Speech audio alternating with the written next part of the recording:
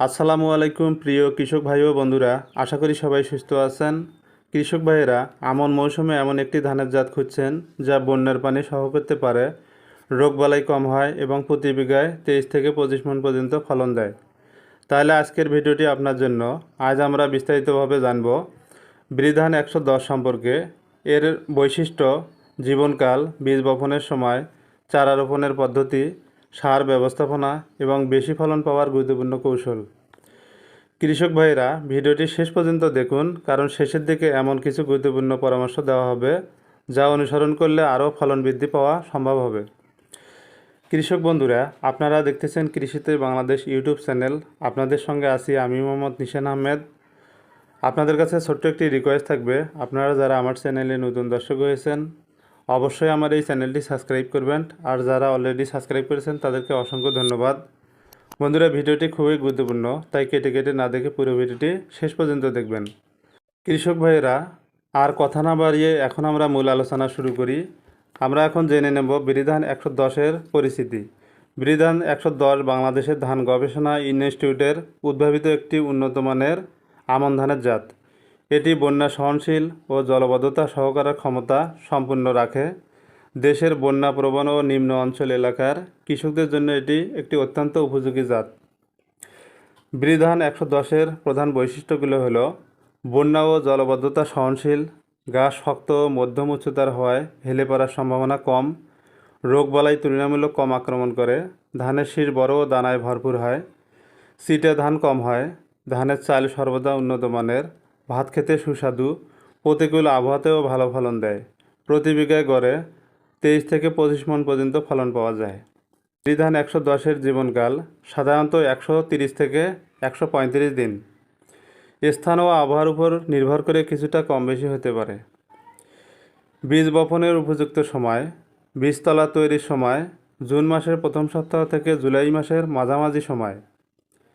চারা রোপণের সময় জুলাই মাস থেকে আগস্ট মাসের প্রথম ভাগ। চারার বয়স 25 থেকে 30 দিনের সুস্থ সবল চারা রোপণ করা উত্তম। জমি প্রস্তুতি: উচ্চ ফলন পেতে জমি ভালোভাবে তৈরি করতে হবে। 4 থেকে 5 বার চাষ ও মই দিয়ে জমি সমান করতে হবে। জমিতে আগাছা পরিষ্কার করুন। পানি ধরে রাখার জন্য চারপাশে আইল মজবুত করুন। জমিতে পর্যাপ্ত জৈব সার ব্যবহার করুন। চারা রোপণ পদ্ধতি: সারি থেকে সারির দূরত্ব 20 সেন্টিমিটার, গাছ থেকে গাছের দূরত্ব 15 সেন্টিমিটার। প্রতি গোছায় 2 থেকে 3টি সুস্থ সবল চারা রোপণ করতে হবে। এভাবে চারা রোপণ করলে গাছ পর্যাপ্ত আলো বাতাস পায় এবং কুশি বেশি হয়। সার ব্যবস্থাপনা শুরু থেকে শেষ পর্যন্ত: প্রতি বিঘা জমির জন্য ইউরিয়া 30 থেকে 35 কেজি, টিএসপি 15 থেকে 18 কেজি, এমওপি পটাশ 12 থেকে 15 কেজি, জিপসাম 8 থেকে 10 কেজি, জিঙ্ক সালফেট 1 থেকে 1.5 কেজি। জৈব সার 200 থেকে 300 কেজি প্রয়োগ করতে হবে। জমি তৈরির সময় সব টিএসপি, জিপসাম, জিঙ্ক এবং অর্ধেক পটাশ জমিতে মিশিয়ে দিন। প্রথম কিস্তি ইউরিয়া সার প্রয়োগ করতে হবে চারা রোপণের 15 থেকে 20 দিন পর। মোট ইউরিয়ার 1/3 প্রয়োগ করুন।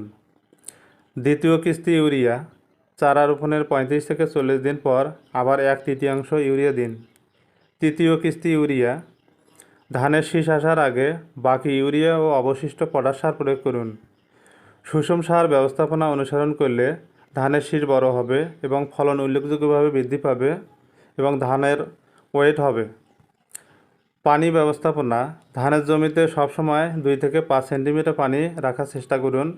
অতিরিক্ত পানি জমে থাকলে দ্রুত নিষ্কাশনের ব্যবস্থা করুন। যদিও বৃধান 110 বন্যা সহনশীল, তবুও দীর্ঘদিন অতিরিক্ত পানি জমে থাকলে ফলনের উপর প্রভাব পড়তে পারে। রোগ ও পোকা দমন: বৃধান 110 তুলনামূলকভাবে রোগ সহনশীল, তবুও নিয়মিত মাঠ পর্যবেক্ষণ করতে হবে। পাতা মোড়ানো পোকা, মাজরা পোকা বা বাদামি গাছ ফড়িং দেখা দিলে কৃষি কর্মকর্তার পরামর্শ অনুযায়ী ব্যবস্থা নিতে হবে। আগাছা পরিষ্কার রাখলে রোগ ও পোকামাকড়ের আক্রমণ অনেক কমে যায়। গুরুত্বপূর্ণ পরামর্শ: সবসময় মানসম্মত প্রত্যয়নকৃত বীজ ব্যবহার করুন। সময় মতো চারা রোপণ করুন।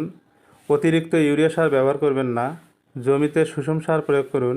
নিয়মিত জমি পরিদর্শন করুন। রোগ বা পোকার আক্রমণ দেখা মাত্রই ব্যবস্থা নিন। ধান পাকার সঙ্গে সঙ্গে কেটে ফেলুন। দেরি করলে ফলন ক্ষতি হতে পারে।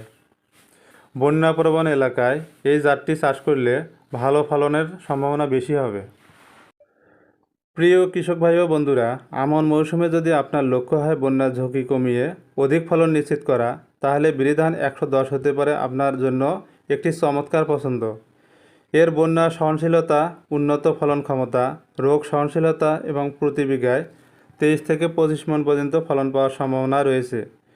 এটিকে কৃষকদের কাছে একটি লাভজনক জাত হিসাবে প্রতিষ্ঠিত করেছে।